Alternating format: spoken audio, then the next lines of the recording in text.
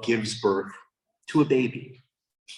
And if you don't already know, because of the gender reveal party, the first question you probably ask is, boy or girl? Because, you want to know how to imagine this little being that looks pretty much like every other newborn human, all chubby and squinty and squirmy with a little bit of fine hair on top. At best, we hope to get it right. And at worst, we have a very narrow expectation of two binary genders that we attribute to our beliefs in either God or science. And basically, it's not so much about what's in the hearts and minds of these new lives. The question is about plumbing. We determine how we'll treat somebody based on what's between their legs. When we invest too much into who they will be based on what's going on down there, we deny people, including ourselves and each other, the chance to live authentically, to become who we truly are. And maybe they have the physical characteristics to be labeled male, but the emotional characteristics usually attributed to female, or vice versa. Maybe they're a bit of both, somewhere in between, or neither. Maybe they'll develop into a way of being that fits neatly into some pre-existing non-binary category, or not. In which case they'll have a unique and likely ever-evolving way of making their own kind of sense of who they are. But if we have any expectations of how someone is supposed to be, we deny them the right to figure out who they are on their own. We force them to first deal with our needs. It's like making someone else carry all your baggage, then unpack it for you while you tell them how you like your t-shirts folded. It's a lot of baggage for all of us to carry because it's been around for thousands of years, going back to so many cultures, including the Greeks and the Romans and the Palestinians. We know about their common understanding of gender because of their surviving philosophical rhetoric, as well as public and private documents, everything from contracts to personal letters. Jerome H. Neri, a Jesuit scholar from Notre Dame, wrote in a research paper called Jesus, Gender, and the Gospel of Matthew that women and men of Jesus' time were expected to engage in three different kinds of public relationships: public politics, private friendships, and private family. And in all three cultures, there were strict rules of behavior that were widely accepted in both religious and secular settings for all three types of interactions. Now, not all men were expected to be leaders in public life, but those who were leaders were expected to set an example in word and deed, beginning at home, about public mores and private responsibilities regarding everything from work and discipline to taxes and war. Public responsibilities were only given to those who could prove they managed their private lives well. So it was important that people categorized as male consistently did what was considered to be the right thing for men to do. They got married and practiced monogamy. They fathered children whose moral development they controlled. They provided for their daughters by building dowries. They planned for the distribution of their estates, and they kept them intact by giving everything to the oldest son. If a man was the oldest son in his family of origin, he would be expected to take responsibility for his elderly parents and his unmarried sisters. And if need be, he would fight in war and kill anyone who threatened the safety of his family or community. Because he was responsible for so many people, and his reputation was affected by their behavior, he had the legal right and even the duty to use any means necessary to protect the family and his reputation. even death. There were also lots of expectations of those deemed women. Publicly, all they could officially do was stay by and support the men and submit to their will. Privately, women could be very influential and even powerful if they used enough subterfuge. Now, officially, the job of women was to promote peace and forgiveness, the so-called feminine qualities, intended to nurture kindness and gentility. And if they didn't fulfill the role prescribed by their plumbing, offending a man with power over them, they could pay the ultimate price. Now, there was one leader in this biblical time more than 2,000 years ago who went against all of the expectations of gender. And you don't have to be a biblical scholar or even a believer in the faith that he inspired to see how countercultural was the character of Jesus of Nazareth. He didn't marry or have children. He treated his disciples, adult men and women, as his family. And he expressed his love and affection and even exasperation for them. He eschewed wealth in a multitude of ways. You could safely call him homeless by current standards. He never managed an estate. He didn't even provide for his mother after his death that he knew was approaching. He trusted that she had the ability to care for herself. Those were all of his private behaviors. And the amazing thing is that he rose to prominence without ever proving his ability to manage a family. Publicly, he respected women and even honored their authority, a practice that continued long after his murder, which was vexing to the traditionalists who followed him. Paul, the author of all those letters in the New Testament, was constantly admonishing fledgling churches to take authority away from women priests because they existed, because Jesus gave them power. Jesus told his followers half-heartedly to pay their taxes and follow the laws of the Roman colonizers. But the laws that he was really upholding were the laws of God, laws that he was redefining. He said, give away whatever would inhibit your spiritual growth.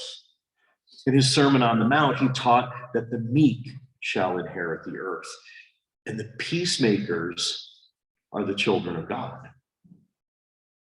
And the laws that he was espousing weren't the old eye for an eye laws. His new laws promoted those feminine qualities of peace and forgiveness, kindness and gentility. He said, forgive those who hurt you. That's why he told his followers to reserve judgment against those who've broken the rules, to not only care for the lepers and feed the hungry, but to visit the imprisoned. He gave leadership roles to sexually transgressive women, women who persisted in asserting their worth. In every way, Jesus did pretty much the opposite of what was expected of a man.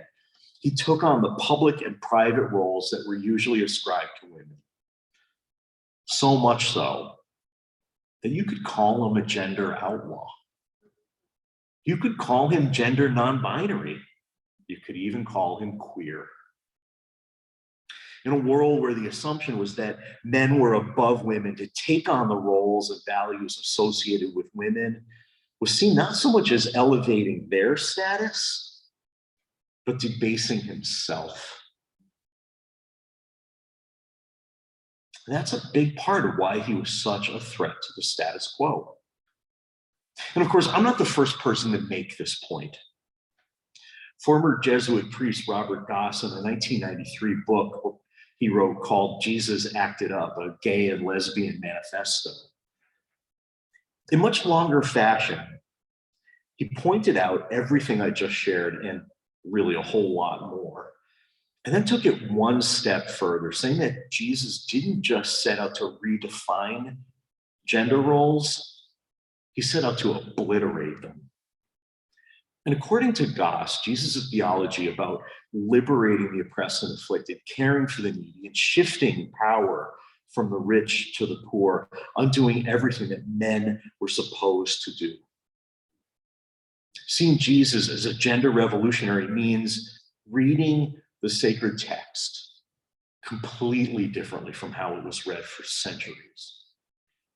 Not through the lens of conventional history, not as instructed by the mainstream teachers of the past and the present, not under the weight of current social expectations, but by reading the actual words of the text and understanding their meaning in the context of the times they were written.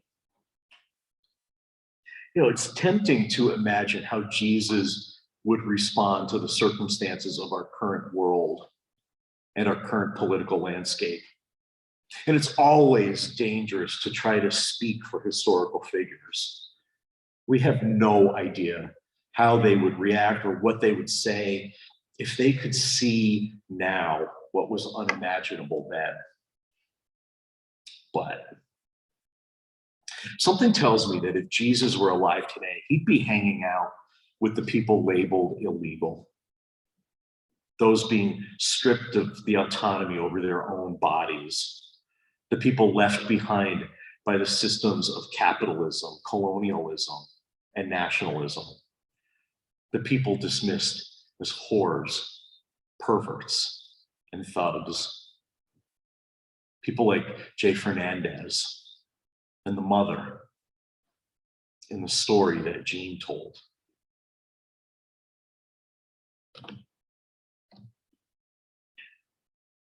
So why does any of this matter to you, who largely see Jesus not as the Christ or the Messiah or as part of a triune God, but instead as a teacher and a rabbi who was fully human? Last week, when I talked about how publicly espousing liberal theology is the only way to put an end to Christian nationalism, it may have sounded like I was saying that we are the answer, that we are solely responsible for doing that important work because we are the only ones smart enough or skilled enough to do it. But nothing could be further from the truth. A few years ago, a lesbian couple in the congregation that I was serving asked me if I could teach them about the Bible. They knew nothing about it, and they just moved into a local senior community. It faced daily attacks by people who wrapped themselves in the Bible and told them that they were sinful and that they were going to hell. And immediately I thought about 3 local colleagues, all Christian, all cisgender, all straight, all of whom had individually offered to support our LGBTQ plus community if we ever needed it. And this lesbian couple needed it. We all needed it. So I talked to my colleagues and we created an interfaith adult religious education program for all of our congregations and anybody in the wider community who was interested. And my colleagues, again, all straight, cisgender, heterosexual Christians, were the ones who talked about how they see Jesus as queer. They expanded on the scholarship I just talked about. They brought great personal examples. I played the neophyte moderator, the guy who knew nothing about Christianity and was actually disinterested. My role was to ask kind of stupid, kind of innocent questions. And in our final session together, at the very beginning, I asked them the question, could Joseph have been queer? So one talked about how Joseph, the earthly father of Jesus, accepted responsibility and even loved a child that he knew wasn't his, and how that wasn't what men did then. One talked about Joseph of the Technicolor Dreamcoat and how his behavior was considered profoundly feminine at the time. And the Mormon, Yes, the Mormon talked about Joseph Smith, the founder of that faith, who was a sexual outlaw for practicing non-monogamy and publicly citing women in his life as sages. How do you like that one? And each of my dear interfaith colleagues bristled against the expectations of what a man was supposed to be, how a man was supposed to act, and proclaimed the celebration of gender non-binary roles of their most beloved prophets. And the thing is that those colleagues back in Ohio, they're not alone. All over the country, there are Christian, Jewish, and Muslim religious leaders who, like us, are theological liberals. They believe not that humans are born depraved, but that humans are inherently good, and that our incredible diversity is proof of the glory of the God that they worship. Religious leaders like those colleagues are our partners in countering Christian nationalism. So as we do the hopefully joyful, though sometimes hard work of supporting and defending the outcasts, we don't have to do it alone. As we radically rethink all of the old beliefs, as we have done as Unitarian Universalists for centuries, we can count on those folks as our allies because they're doing the same work that we're doing. And I know that they're there. Let's work with them. So please rise now, or remain seated if that is what your body is telling you to do. And open your great hymnal to number 163, For the Earth Forever Turning.